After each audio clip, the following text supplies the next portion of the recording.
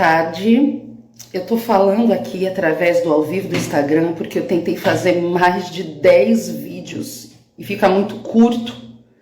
E aqui no ao vivo eu sei que depois que eu acabar de falar, eu vou poder ter na íntegra tudo que eu tenho para falar e só salvar. Então eu não vou esperar quem tá querendo entrar, falar. Eu vou fazer só falar tudo que eu tenho para falar, vou gravar isso aqui e deixar.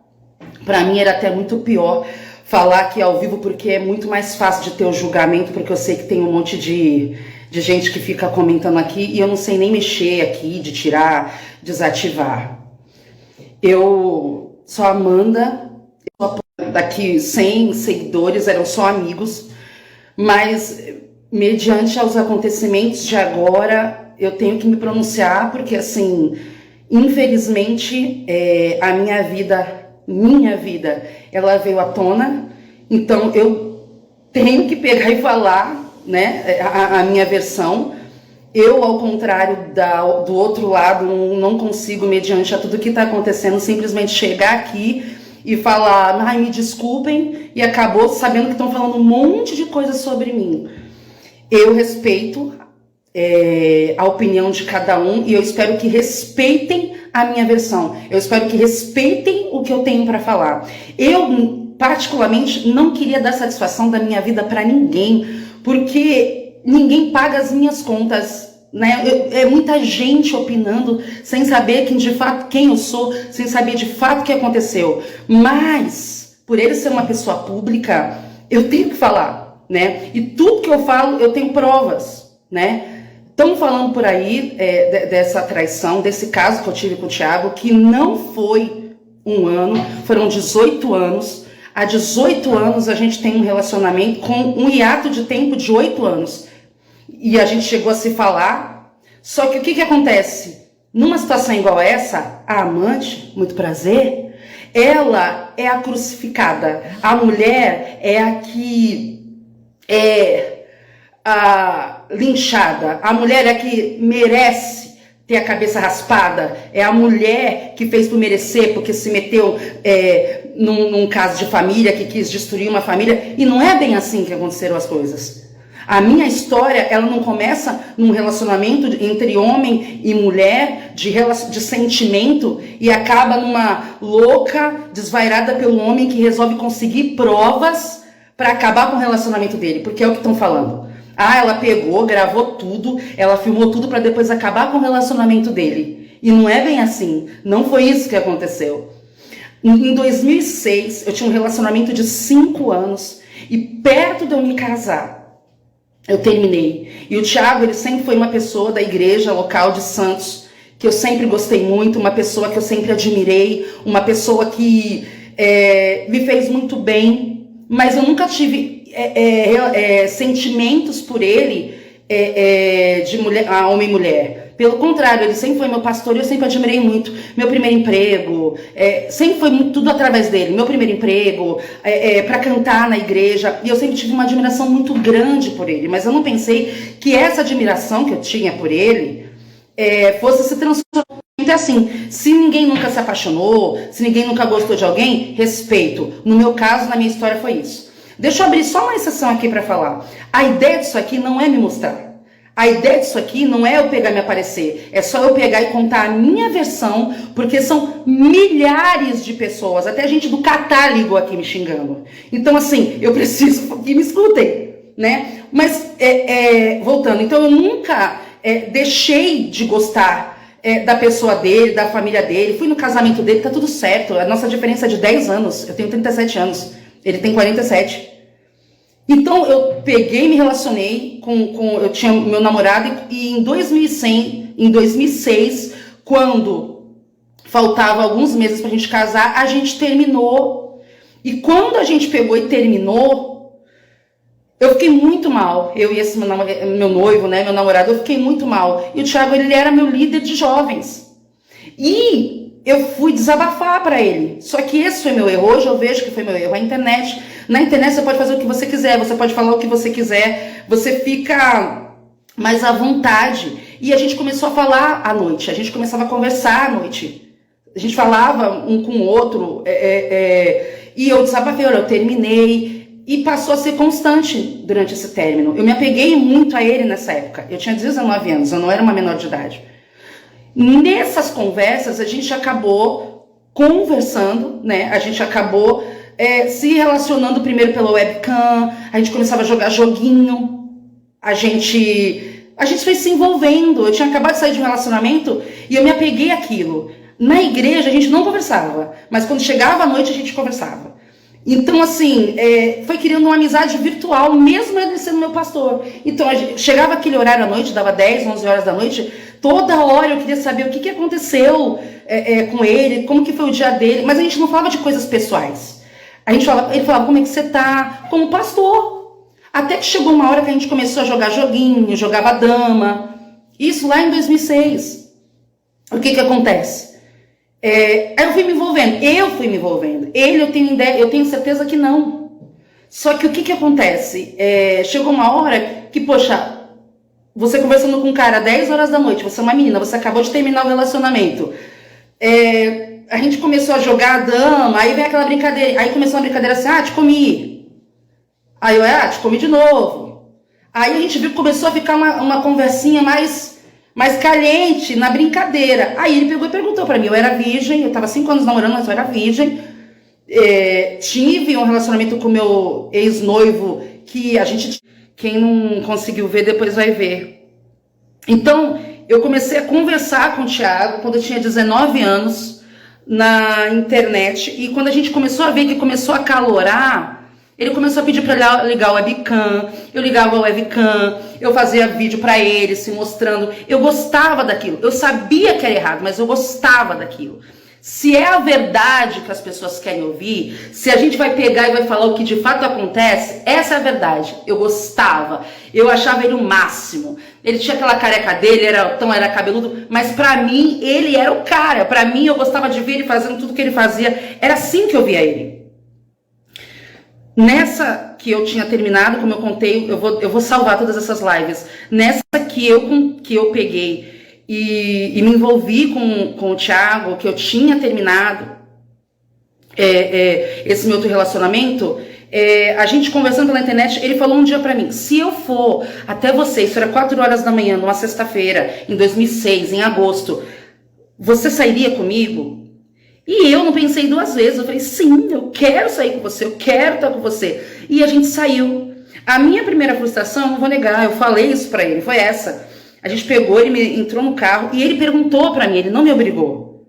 Ele perguntou, você quer fazer isso mesmo? Então ali estima pra consumar o adultério, não é isso? Eu falei, sim, eu quero. Então assim, eu não fui abusada, eu não fui enganada. Até ali eu entendi assim, eu quero ele.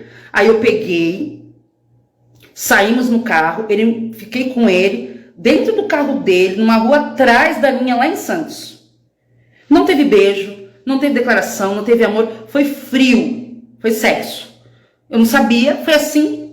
Só que depois daquilo, houve uma ligação entre eu e ele. E o Thiago falou assim pra mim, Amanda, depois que acabou, eu não posso falar pra ninguém isso que tá acontecendo, porque senão eu vou perder a minha família.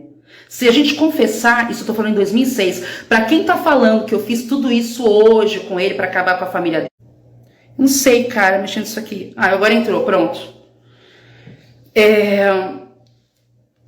O que acontece? E ele falou assim pra mim no carro, lá em 2006, pra quem tá falando que eu queria destruir a vida do Thiago, lá em 2006 não faltaram oportunidades. Não faltaram oportunidades. Aí eu peguei e falei, não, eu não vou falar pra ninguém. E o Thiago falou pra mim assim, Amanda, se você falar pra alguém que a gente tá saindo, eu vou negar até o fim, porque eu prefiro ir pro inferno do que perder a minha família. Ele foi muito claro pra mim. Só que eu não tinha intuito de fazer isso. Eu queria estar com ele, eu gostava dele. A moça tá falando aqui, é triste isso. Ninguém tá falando que é alegre. Eu só tô falando uma verdade.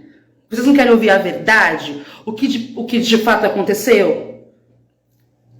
Então, lá em 2006, quando eu tinha 19 anos, eu tenho 37, a gente pegou e saiu. Só que eu me senti muito...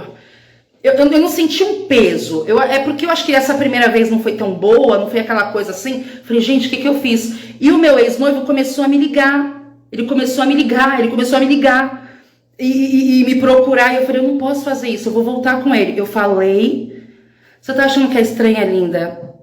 Então escuta até o fim que você vai entender. Não toma decisões. É Fernando, né? Perdão, né? Fernando, escuta a história que você vai entender porque os áudios vazaram. Se você escutar até o fim, aí você vai poder ver se tá estranho ou não, tá? Eu não tô aqui para me aparecer, eu tô aqui para contar a minha versão.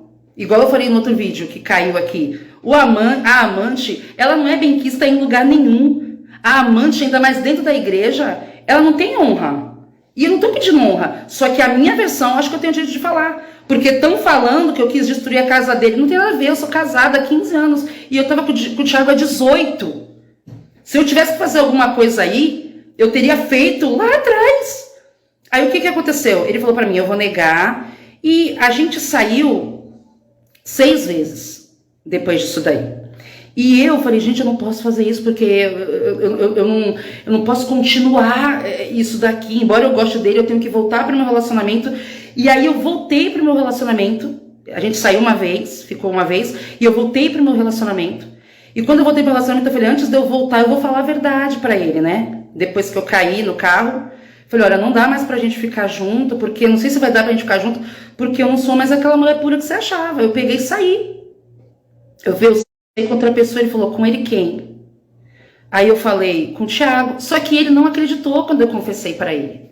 O grande problema do pessoal de igreja é que eles querem muito, muito, muito a verdade. Mas quando a verdade vem à tona, eles não estão prontos para ouvir. Não estão prontos para ouvir. E foi o que aconteceu com o meu noivo. Eu não falei com ninguém. Eu falei pra ele, ó, você quer voltar, você quer ficar noivo comigo, mas eu caí com o Thiago. Mexer nisso aqui, eu não sei como é que mexe, eu não sei, desligou aqui do nada, nem sei. Tem que pegar até um carregador aqui. É porque depois eu vou pegar, mexer nisso aqui, eu não sei como é que mexe, eu não sei, né? Não vai dar certo isso, não vou conseguir viver, tá errado, é pecado. E fui pra igreja, pra Bola de Neve, tinha acabado de abrir em Santos a Bola de Neve do canal 3. E aí quando eu tava lá, foi em janeiro. A gente começou em agosto de 2006 e saímos 5 vezes. Quando foi em janeiro de 2007, eu já estava com um casamento marcado para casar no dia 7/7 de 2007. Eu fui pro Bola de Neve falando, gente, eu preciso de ajuda, é melhor mudar, mas eu não tinha forças. Quando você tá no erro, você não tem forças. Você não tem forças. Vocês podem julgar, podem falar, vocês que dizem que tem Espírito Santo, é semana de Santa Ceia, né? Tá todo mundo ali orando, buscando. Mas quando você tá errado, desculpa, gente, mas eu vou falar. Eu não tô querendo atenção, parem de me ligar, eu vou falar. Eu tô há 18 anos. Eu estou há 18 anos querendo falar. Sabe o que é você tá com 18 anos engasgada? Querendo falar? E como é que vocês acham que é justificar o justificado? Por favor, parem de me atrapalhar aqui. Deixa eu falar, por favor. Por favor. Por favor. Não tô querendo chamar atenção nem nada. Se o Thiago chegou e falou, só pediu perdão e tá tudo bem, mas eu tenho o direito de falar, não me proíbam. Por favor. Respeitem. Eu acho que eu tenho que ter o direito da minha versão. Então, aonde que eu parei? O Bispo Nelson pegou e falou, se eu chamar ele aqui, você vai confessar na frente dele? Eu falei assim, eu confesso na frente dele, só que ele falou pra mim que preferia ir pro inferno do que perder a família dele. Ele vai negar. E foi o que aconteceu. Só que não chamaram o Thiago, eu fui pra casa. Quando eu saí com meu noivo dali, meu noivo foi falar, na hora do nervoso, com um novo convertido. Esse novo convertido começou a espalhar pra todo mundo. Não fui eu que espalhei para ninguém, eu não espalhei o que aconteceu para ninguém. Começaram a espalhar para toda a igreja e aí houve um culto, o qual eu não fui, onde o Bispo Nelson falou que a igreja estava sendo alvo de Jezabel, que o diabo... Parem de me ligar, Pronto, por favor, parem de me ligar, por favor. Eu não vou parar de falar. O que acontece? Quando eu peguei e confessei o meu pecado, é o que a igreja diz que... Para de me ligar! Quando eu peguei e confessei o meu pecado, que é o que a igreja diz que tem que fazer, eu não falei pra mais ninguém, saíram espalhando, não fui eu. Eu fiz o que a Bíblia diz que tem que fazer. Você vai ficar ligando, eu vou recusar. Eu fiz o que a Bíblia diz que tem para fazer e confessar. Eu não falei pra mais ninguém. Eu não falei com mais ninguém. Eu fiz, só que eles pegaram e fizeram, parece que no outro dia um culto, dizendo que eu era Jezabel, dizendo que eu estava falando a mentira. Ninguém cuidou de mim, ninguém quis escutar a minha versão, mas ninguém quis cuidar, olhar. Ninguém fez nada disso. Eu fiquei como louca. Falaram que eu era maluca, falaram que eu estava querendo a mulher dele. A própria mulher dele, a própria esposa dele falava: meu marido jamais ficaria com uma pessoa igual a você. Imagina, olha pra mim, você acha que ele me largaria? Tá tudo bem, é um direito dela. Não tava pedindo pra ficar brigando com a amante. Eu fiz exatamente o que a Bíblia diz que tem que fazer. Você erra, você vai lá e pede perdão. Isso em 2006. Só que desde aí, eu fui escorraçada, me xingaram, me trataram mal. Eu entendi que a igreja, que é o que estão fazendo aqui, agora comigo no TikTok, que é o que estão fazendo comigo em tudo que é lugar, ela não faz o que tem que fazer. Ela só critica, ela só julga sem saber. Eu peguei e fui para algumas igrejas, eu vou pular, ela está atrapalhando, ela não entendeu que eu tenho livre-arbítrio de falar. Eu acho que ela não entendeu. O que acontece? Eu não sei bloquear os comentários, moço, eu não sei mexer nisso aqui, eu não sei mexer. Eu não vou bloqueio. O que acontece? A igreja...